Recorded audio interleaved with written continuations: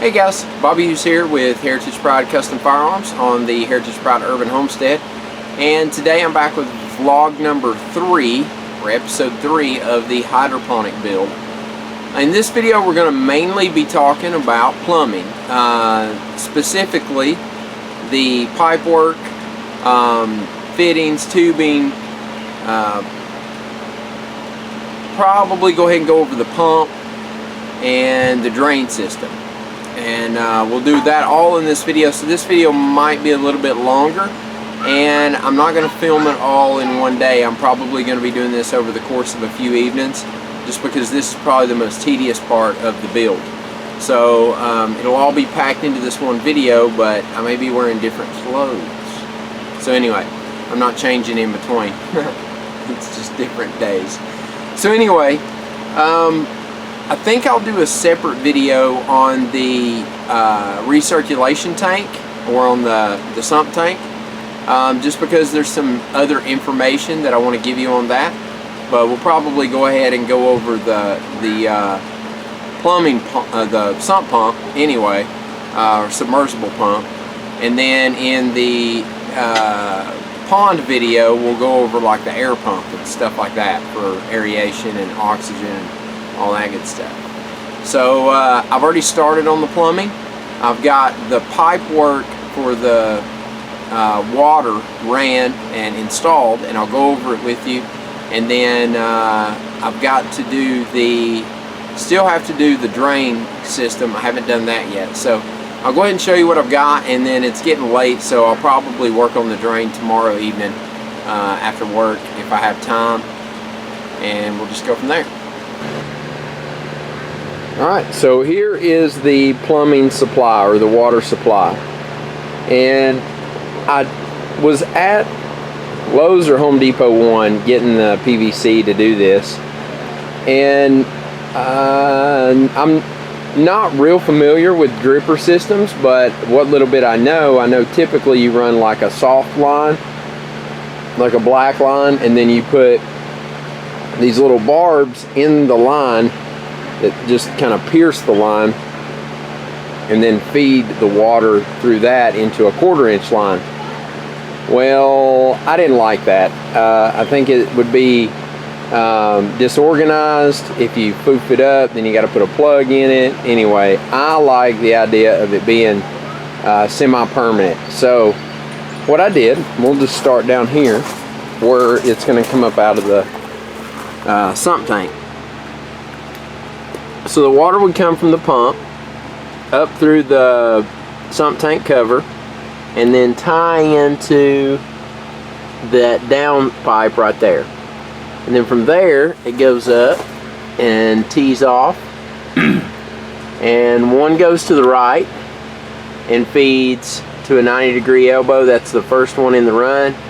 And then the other one tees, and it's back-to-back tees because there's another standpipe right there. And then it just continues down. You see, I just ran it down through there and teed it up with standpipes everywhere where I wanted to go, and then went back and strapped it.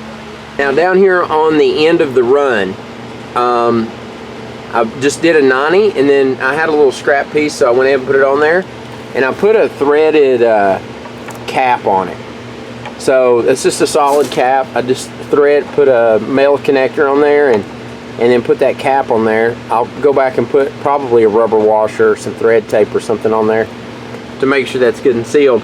The reason why I did that, a couple of reasons. One, for a flush out, and two, if I ever wanted to extend this down here, maybe build a shelf down here and grow something down low, then I could use this, take this cap off and tie in here, and adapt over to another manifold or anything, and run dripper system, or just flood and drain, or pretty much anything under here, and it could just drain right back into the sump.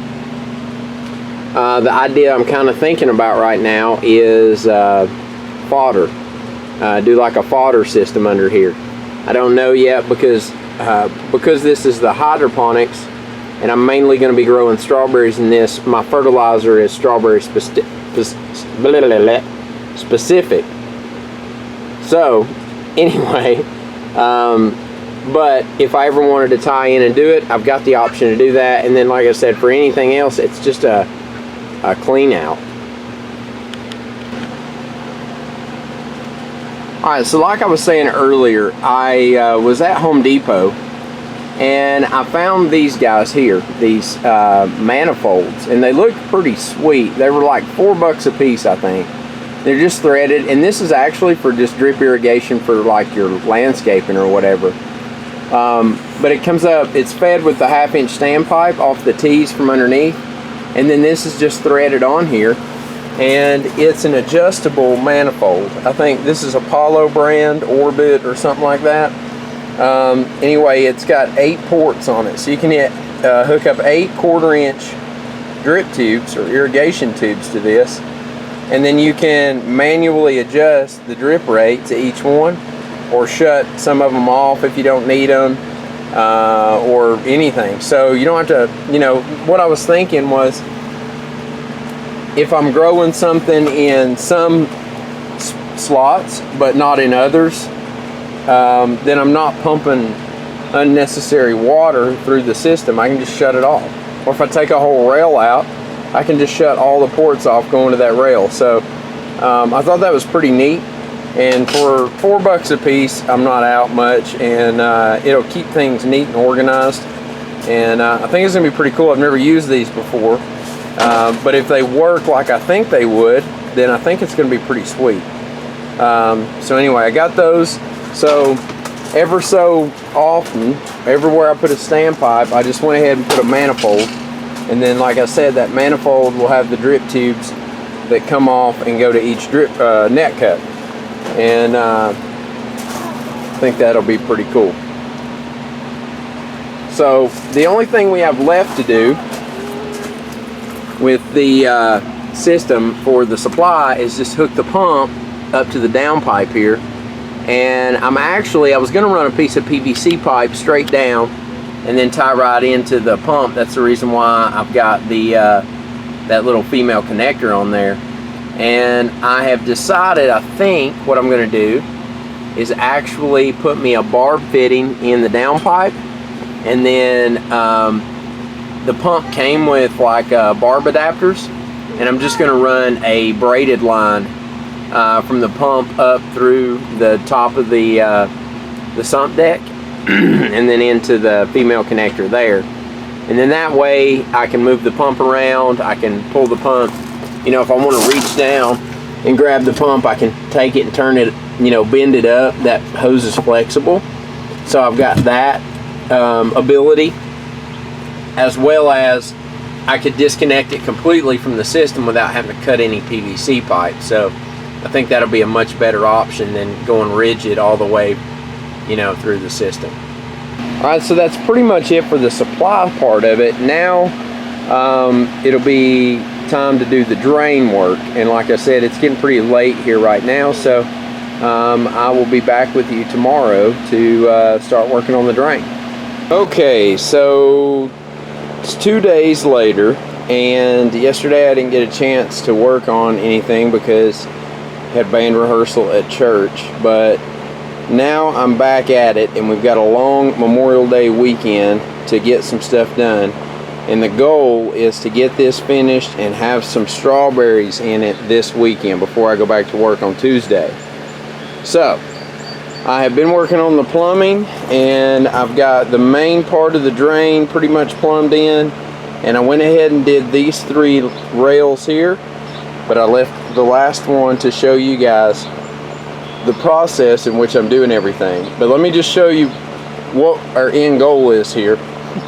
So we did the manifolds, and that's going to run the drippers into each net cup, and then the water will run down the rail, and then in the bottom here I've drilled a hole and put a uni-seal in, and then a piece of 1/2-inch PVC, and I'm taking a drill bit and drilled a bunch of drain holes in it. Now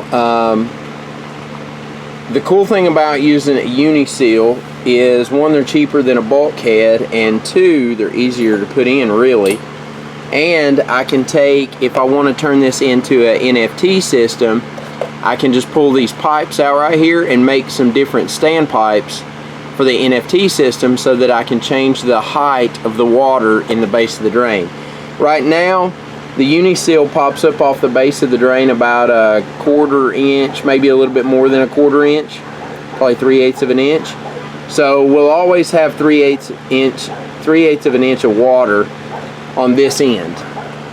But on the other end, there should never really be water. So because that's more than a 3/8 inch drop from that side to this side. So even though the water has to get up to 3/8 of an inch deep down here to drain, the majority of the rail will be empty, except for right down here it'll kind of puddle a little bit. So, but since it's constantly flowing, I'm not worried so much about algae and stuff setting up in it. If the water was standing still, then it would give me a concern, but I think we should be okay with it like this. But basically, so we've got the holes in it for the drain, got the Uniseal, and then from there you can kind of see it drains down into the drain pipe, and I'm using an 1.5 inch PVC, and I've just drilled a hole in the base there, or in the pipe, a little bit bigger than the diameter of this, so that I've got some wiggle room on my rails, so that if I need to move my rails around a little bit to get them in line, then you've got a little bit of flexibility there to move around. So I've got these stuck down in here about maybe about a 1/2 inch or so. That way it should give enough room for all of it to drain, and all that good stuff. So I'm hoping that an 1.5 inch diameter is going to be sufficient for this. I don't know why it wouldn't, but we'll just hope. So I'm going to cap this off, and then back there, let me see if I can get you a better shot. Back here, my drain, I've got a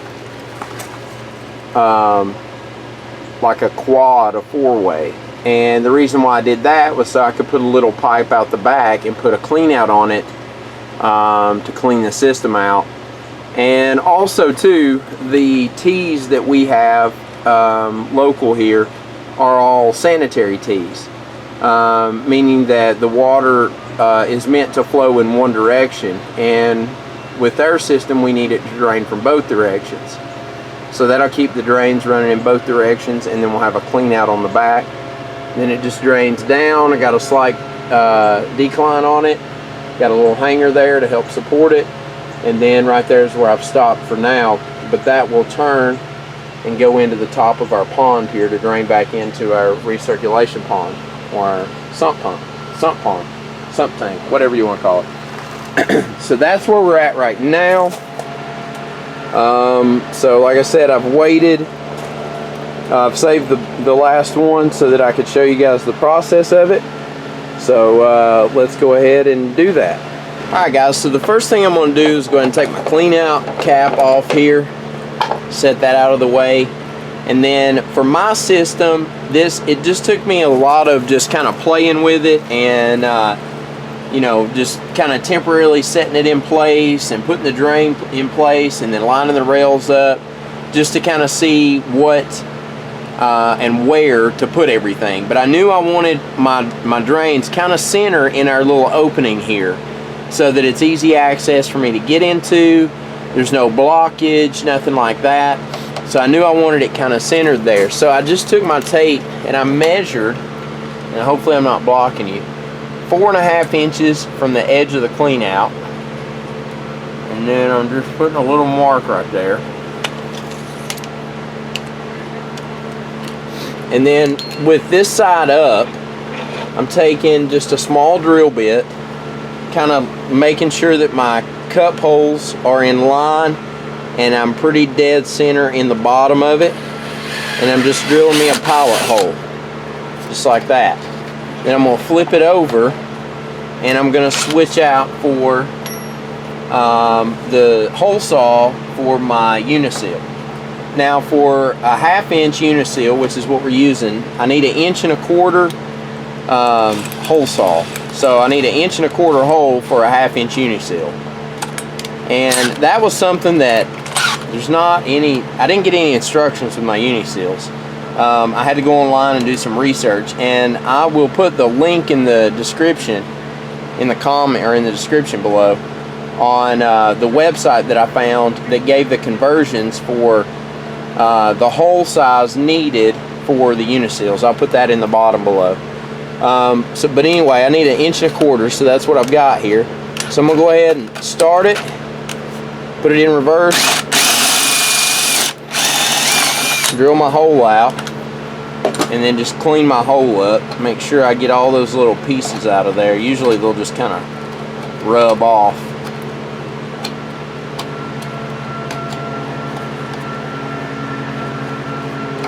Alright, now before we put the uniseal in, I'm going to put the rail back up here and mark where I need to cut my hole in my drain pipe. Alright, so about right there is where I want my rail. So now I'm just going to, without the uniseal in, I'm going to take my pipe and kind of just drop it, center it on my hole, and just let it sit on the top of my drain pipe down there. Just to give me kind of a rough idea of where my drain hole needs to be cut in the drain pipe. And then I'm going to take a marker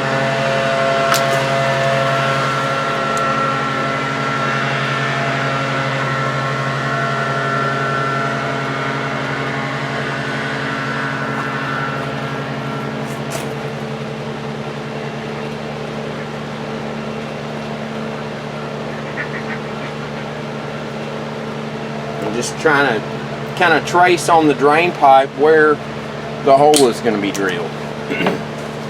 Move this back out of the way, and then we're going to switch over to I think it's a 1-inch hole saw is what I'm using for my drain. This might be a little bit tricky. Probably should have maybe not.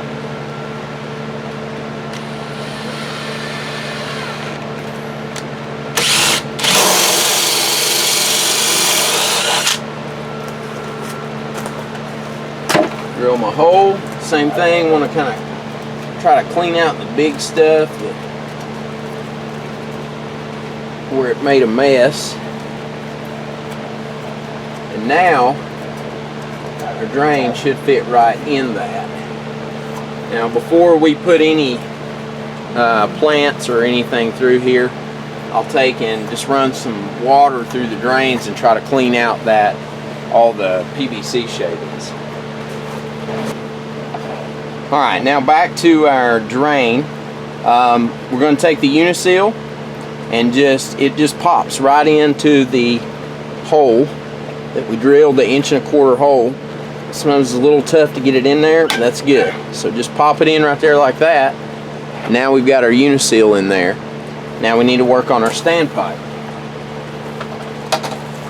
So for our standpipe, I'm just going to switch back to a small bit here. I don't even know what size bit this is. I'm using like it's a 7/32 drill bit.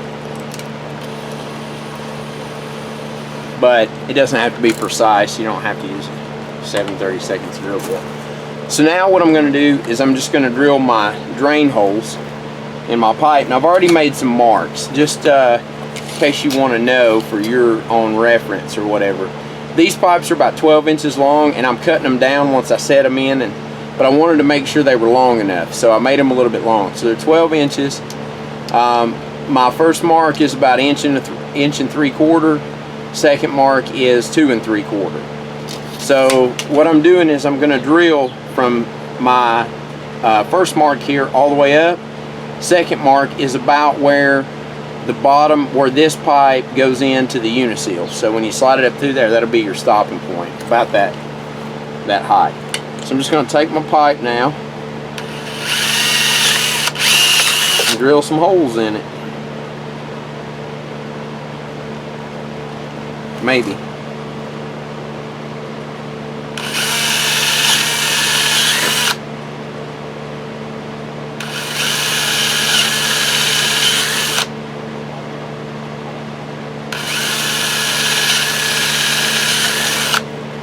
Turn it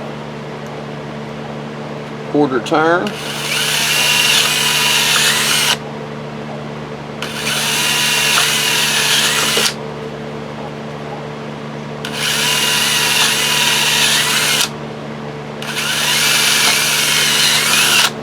Now it's basically just cleaning it up. So I just take my drill and run it through.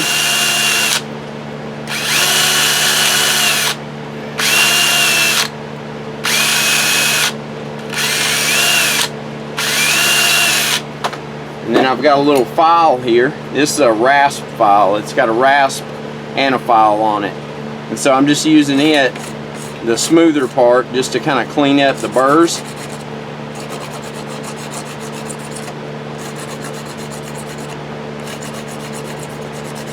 And I'll kind of push them down in there and shave off some of them. Then I go through again with the drill.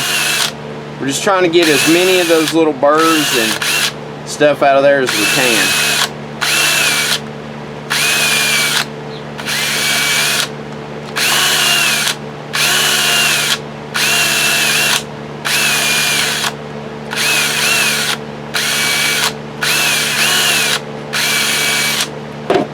Alright, now it's pretty good. So there's our drain pipe, and then I'm going to take, just because on the uni-seals it helps to have a little bevel on the end of the pipe here, I'm going to take my file and I'm just going to file the end down a little bit. I'm using my rasp first to take a lot of the meat off of it, and then I'm going to go back and use the smoother side and just kind of clean it up.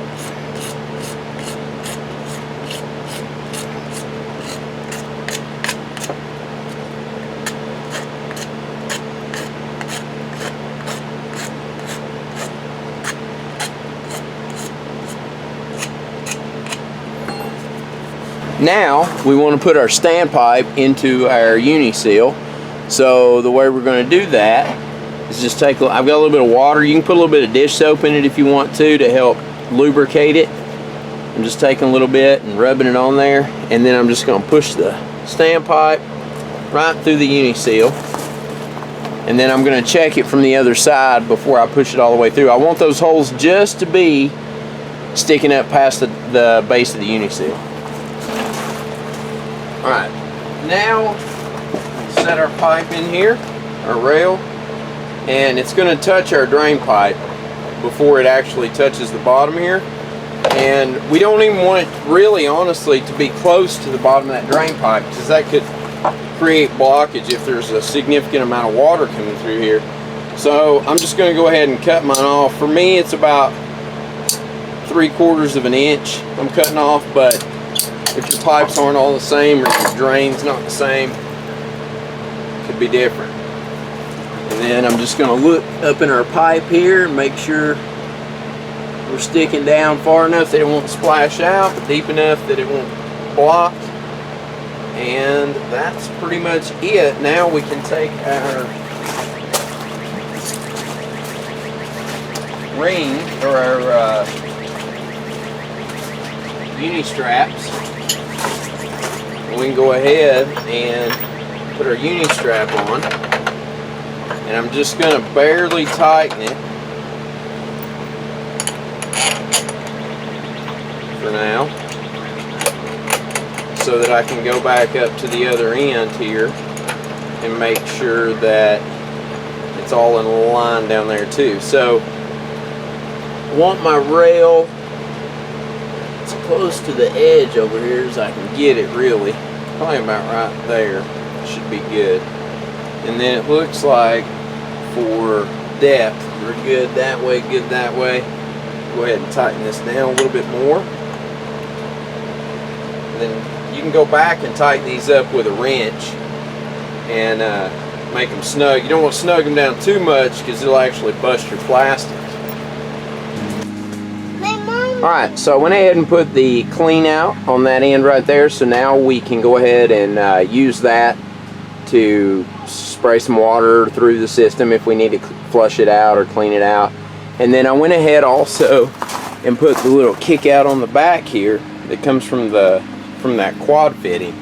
Let me get up in here so you guys can really see how this works. So there's a good shot of that quad fitting, what it looks like. So you can see here how it naturally flows both directions. Well, if the tees that you normally get, they're called sanitary tees. Imagine this is gone here, this one back here. But what it would be was more like, actually imagine that this one was gone. And that's, you can see there, it's kind of like it's meant to flow either that direction or turn and go that direction. So if we flipped it around the other way, your flow would come from this direction, but you would have to put the tee in, turn it that way. And so you would have this part here turned that way, and then you would have the one going to the drain, which would be this one. So it would, one direction it would flow really well, but the other direction it wouldn't. So that's why I opted for the quad, because I can have drain coming this way and down and drain coming this way and down, and the inside of the pipe is actually formed in that same kind of scenario or whatever, to help the water flow away. And so, and then this one would just be for back here. I've just got that cap on there for now, but I'm going to get a clean out to go on there like the one over on the other side. And that way we can undo this one, shoot water this way. We can undo this one over here as well and shoot water down through there and clean it out that way. So I have discovered through the chicken watering that you can never have too many clean outs. So our drain comes down through here, over, turns, penetrates through the top of the tank cover, and then down into our sump tank. So I've also went ahead and drilled the holes for the pump plumbing to come through, which we'll go over in the pond video, or in the sump tank, sump pond video.